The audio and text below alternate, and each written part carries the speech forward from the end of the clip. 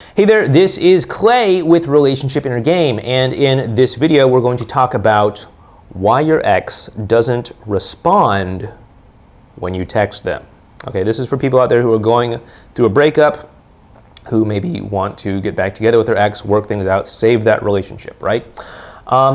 And so there are a couple reasons why your ex may not respond to you when you send them a text message. But first of all, before we get into that, I want to make sure that you're not kind of inventing stories to tell yourself in your mind, like, oh, well, they're not responding because they hate me and they're fallen in love with someone new and they never cared about me and our whole relationship was fake and I mean nothing to them now, right? You have this wonderful thing in your mind called your BS machine, as we call it, that just kind of takes these blanks and fills in the sort of missing details with the worst case possible scenario. I've seen it over and over and over again. It's like, well, my ex isn't texting me back. It must be because they found someone new and they don't like me anymore and they hate me, right? And it's not necessarily always that case, and it's not necessarily realistic to always jump to the conclusion of assuming the worst possible thing out there. So don't do that, but instead, if there's just a blank, don't necessarily feel as if you need to fill in that blank with the worst case possible scenario. In fact, here are some other things that you may want to consider before you jump to the worst possible case scenario, okay? Now, the number one reason why a lot of people's exes do not respond to them after a breakup is because of reactance, and we've talked about reactance in many of our other videos, in books that I've written and stuff like that. But reactance is basically this emotional state that people feel when they think that somebody else has an ulterior motive, a hidden agenda, or something like that, and they're trying to steer you into whatever that outcome might be, right? So oftentimes people's exes have this kind of state of reactance towards them in a breakup because you're going through a breakup and maybe you do want to get back together with your ex, and so your ex might fear that when you contact them, when you interact with them, when you're talking with them, when you're inviting them out to do things, that you have this hidden agenda of getting back together with them. And if your ex thinks that's what you want and thinks that's where you're trying to steer them, then they're going to want to distance themselves and pull away from you, okay? And you might be thinking, well, I do want my ex back. What am I supposed to do? Am I supposed to hide my desire or agenda? And my answer is no, you're not supposed to do that. What I'd rather you do is simply just acknowledge the fact that you don't necessarily want the relationship. You don't want to get back together. What you want is to have a connection with this person in your life, right? You want to have a connection with this person in your life regardless of whether that takes the form of a relationship or whatever. You want to feel connected to this person. You just don't want a relationship. I wouldn't want a relationship.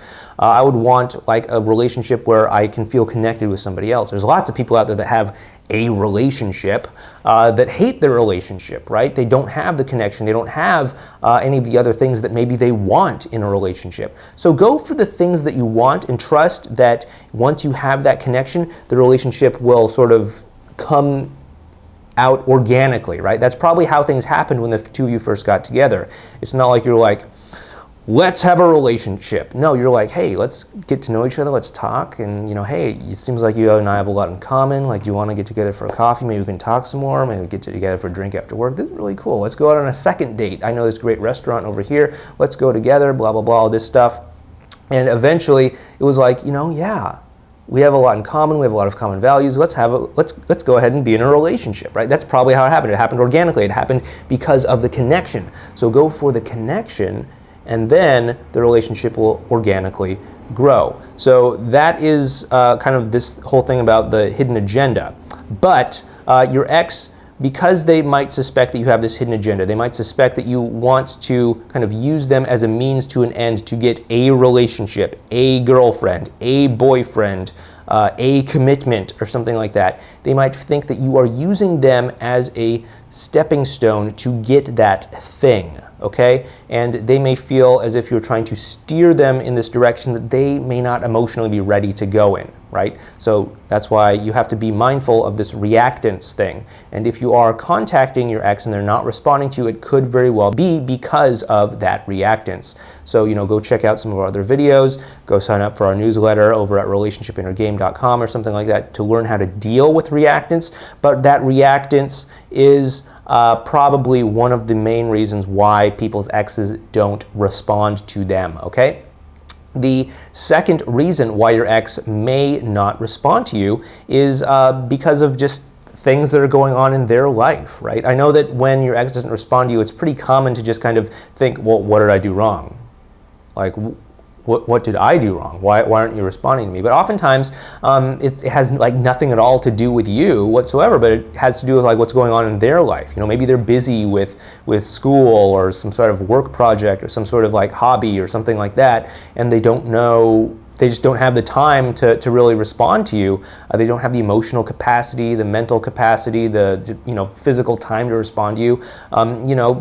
Just recently, we had a question from somebody whose ex wasn't responding to them, and it was because their ex was actually rehearsing for a play, right? He's sitting there memorizing all of his lines and doing all of this stuff. He doesn't have really the emotional space or capacity to sit there and like respond to every text message.